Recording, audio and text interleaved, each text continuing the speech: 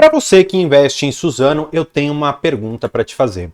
Olhando para os resultados que saíram, né, os resultados trimestrais e inclusive o anual, que nós vamos dar uma olhada, quando você olha aqui para o resultado líquido, que seria o lucro líquido, e você vê aqui 7 bilhões de prejuízo, ao passo que em 2023 nós tivemos 14 bilhões de lucro, você poderia dizer que a empresa ela foi mal ou foi bem?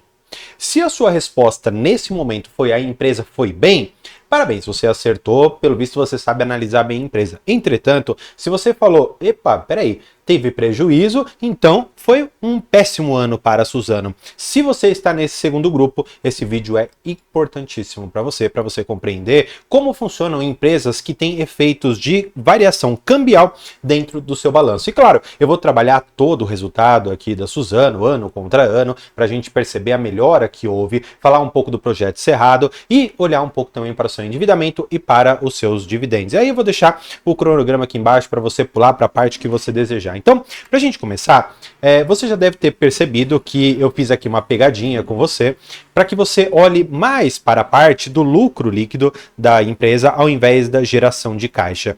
Se você for perceber, o que mais importa dentro da Suzano é a geração de caixa operacional. Eu já vou te explicar o porquê disso. Hoje nós fechamos com 16 bilhões de geração de caixa, ao passo que no ano anterior 11 bilhões, um aumento de 40%. Ou seja, a empresa melhorou muito os seus números. Só que ela não é tão simples assim de analisar. Por quê? Porque quando você começa a olhar para a empresa, você vai se deparar com essa terminologia aqui, custo caixa. É uma terminologia um pouco mais complicada e, claro, eu vou passar com vocês aqui para a gente conseguir compreender de forma extremamente clara o que significa isso. Imagina você que é o detentor ali da Suzano, você se depara com uma seguinte situação. Eu tenho o preço da celulose e eu tenho o preço do papel, que são basicamente ali os produtos que a Suzano vende. Só para você ter uma noção, hoje a Suzano ela tem uma participação na parte de celulose de 80% e de papel apenas 20%. Então aqui é celulose e aqui é o papel, tá bom? Por que isso é importante? Para você entender que boa parte da variação da celulose é o que vai mais impactar os seus resultados. Legal, entendi a diferença aqui de receita, de onde vem uma parte, de onde vem outra, mas o que isso tem a ver com o custo caixa? Importante. Você bem sabe que celulose e papel, eles acabam sendo cotados de forma mundial, ou seja, é uma commodity. Porque a celulose aqui do Brasil não tem uma diferença grande da celulose, por exemplo, do Paraguai, da Austrália, da China, etc, etc. Então, é uma commodity. Você tem aquelas oscilações, igual ao petróleo, igual ao minério, igualzinho. E o que acontece? Eu vou fazer um gráfico aqui para vocês que aqui vai definir completamente. Esse daqui é o preço. O preço do quê? E aí nós vamos entender. Imagina que a empresa, para ela produzir aquela celulose, para ela conseguir encaminhar, o que ela precisa fazer? Ela precisa, imaginamos aqui, ela tem que ter uma floresta, ela tem que mandar alguém para cortar a madeira, ela tem que extrair aquela madeira, colocar em cima de um caminhão, mandar para um determinado lugar para conseguirem extrair talvez ali toda a celulose, colocar aquilo lá num determinado compartimento e encaminhar então para o seu consumidor.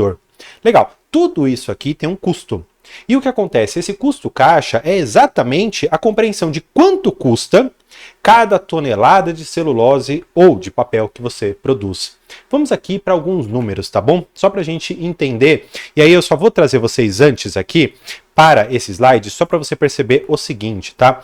Eu quero que você perceba, olha só, o custo caixa da celulose no ano de 2023 estava em 882, isso está em real, tá bom? E em 2024, 828. Muito por conta já do projeto Cerrado ter colocado um pouquinho ali da sua melhoria, ou seja, reduziu seu custo caixa. Legal. Então, o que você entendeu? Que até o momento o custo caixa é a despesa que a empresa tem para produzir aquilo lá. Então, ela tem ali mais ou menos, tá bom? Vamos em números redondos. Ela tem um custo caixa, tá bom? De 800. Maravilha. Esse daqui é o valor. O que acontece? A celulose ela já chegou a ser cotada em preços bem maiores, como por exemplo $1.000 a tonelada. Então, só para fazer uma conversão, também para ficar fácil, vamos imaginar que a celulose estava aqui e chegou a aqueles, por exemplo, R$6.000, que equivaleria então a $1.000. Eu quero que você compreenda, portanto, que a diferença entre o custo caixa e a celulose é o lucro que você tem. Ou seja, nesse caso, ficaria um lucro de 5.200. Maravilha, eu acho que aqui você já começou a compreender. Vamos imaginar, então, mais uma vez, que o meu custo caixa esteja naqueles mesmos 800. Só que a commodity, como você bem sabe, ela pode oscilar para cima ou para baixo. Vamos imaginar que a celulose ela tenha batido aqui, por exemplo, os seus 4.000. Opa, bateu R$4.000. Portanto, eu posso considerar que a diferença entre meu custo caixa e o valor da celulose seria, entre aspas, aqui a minha geração de caixa operacional, que ficaria na casa de R$3.200 por tonelada que a Suzano consegue extrair. Ou seja, você entendeu que se você reduzir, por exemplo, o custo caixa e a commodity se mantiver igual, o seu lucro também aumenta. Vamos fazer essa conta aqui juntos para a gente entender, né? Imagina que ao invés de 800, o seu custo caixa ele estivesse aqui, por exemplo, em 600. Opa, legal. Só que a commodity não foi muito para lá nem para cá, ficou naqueles mesmos 4.000, tá bom? E o que acontece? Agora você vai poder perceber, naturalmente, que você tem um ganho maior aqui. Você tem um ganho de 3.400. Ah, André, só R$200 de diferença por tonelada? Só que, gente, a quantidade de toneladas que a Suzano ela vende é tão alta que a cada real que você coloca ali dentro é muito dinheiro que vem para o bolso. E isso é muito importante de você entender. Ou seja, você já sabe de antemão duas coisas. Custo caixa e valor da commodity são dados importantíssimos dentro da Suzano. E só para você ter já essa informação de antemão, a Suzano ela tem o menor custo caixa de todas as competidoras do mundo, ou seja, é a melhor, é a top 1 do mundo em relação ao custo caixa para produção e extração de celulose, tá bom? Então, vamos dar sequência. Eu já mostrei para vocês um pouco sobre o custo e eu quero te mostrar a margem EBITDA da parte de celulose. Olha isso, gente. É uma margem que estava lá em 50%, que já é uma baita de uma margem, e foi para 56%. Muito por conta do projeto Cerrado, tá bom? Ele vai trazer inúmeras melhorias, vai colocar, gente, 20% a mais de celulose no mercado. Existe uma dúvida se essa celulose será absorvida ou não, mas eu não vou entrar nesse tema. O ponto é que você tem a melhor empresa com o menor custo caixa e com uma capacidade de aumentar a sua produção de celulose, que corresponde a 80% da sua receita, em outros 20%. Ou seja, ela pode aumentar muito aqui a participação em celulose. Só para você ter uma ideia, o EBITDA em 2023 foi de 15 bi e agora em 2024, 20 bilhões. Ou seja, você teve um aumento aqui em grandes números de mais ou menos uns 25%, tá? Mais ou menos isso aqui, tá? Ou seja, a empresa está indo muito, muito, muito bem. Agora, quero te mostrar o seguinte. Eu falei muito para você sobre a geração de caixa, e é por isso que você sempre precisa ver a geração de caixa operacional. Aí eu segreguei aqui para vocês. Nós vamos ver celulose, depois nós vamos ver ali rapidamente a de papel, tá bom? Aqui ele fala sobre o EBITDA ajustado, tá bom? Ele desconsidera itens não recorrentes. Eu adoro esses ajustes porque a gente consegue fazer uma análise limpa da empresa. O CAPEX de manutenção, ou seja, os investimentos necessários para você ter a manutenção dos equipamentos e outras tantas coisas. E finalmente você chega a uma geração de caixa operacional. Em outros termos, tá? Essa daqui não é a melhor definição, mas a gente poderia chamar isso daqui de fluxo de caixa livre. No caso aqui, em 2023 nós tivemos 9 bilhões de geração de caixa na parte de celulose e 13 na parte de 2024, um aumento de 52%. Ou seja, gente, nunca olhem para a Suzano, para o lucro líquido, mas sim para a geração de caixa operacional, e nós já vamos entender melhor tudo isso, tá bom? Vamos dar sequência para você entender toda essa aula aqui. Agora, eu falei um pouco para vocês da receita de papel. Nós vamos passar rapidamente, tá? Só para a gente perceber que houve um aumento de 8% ano contra ano. Tá? Saímos aqui de 9 bilhões e 78 para 9 bilhões e 800, ou seja, um aumento significativo. O papel não é o core da empresa, mas é interessante você saber que boa parte da receita da empresa é do mercado interno, tá bom?